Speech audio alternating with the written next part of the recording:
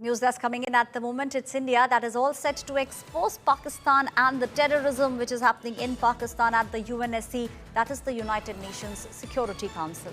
India is now pushing for sanctions on terror backing Pakistan. India all set to submit proof against Lashkar and the proxy, that is TRF, the resistant front.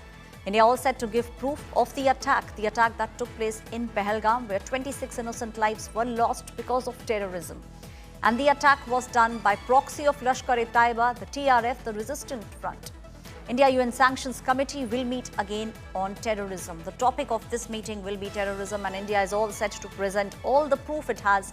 The idea is to stop the funding that is going to Pakistan through the United Nations.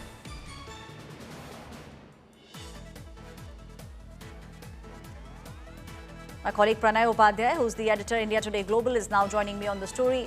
Pranay, we are seeing how India is now making sure that they knock on all the doors, and the very crucial meeting that will take place at the UNSC today, India all set to make sure that they present the UNSC, that is the United Nations Security Council, with all the documents, with proof that it is Pakistan that was behind the terror attack that took place in India.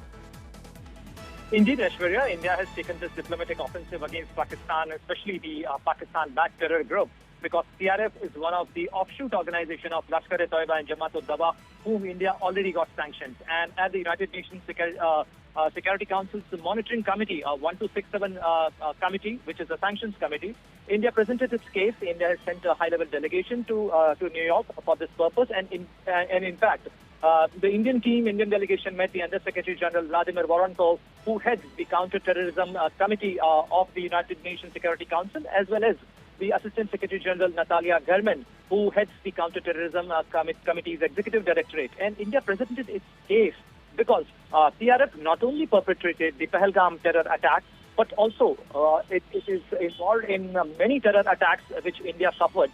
And in fact, you would recall that India took this case of TRF and putting into the sanction list in 2023. And this is the continuation of India's case. But this time, India has sent a dossier having important and crucial evidences to support India's case, though it is going to be a long haul, it is going to be a long process.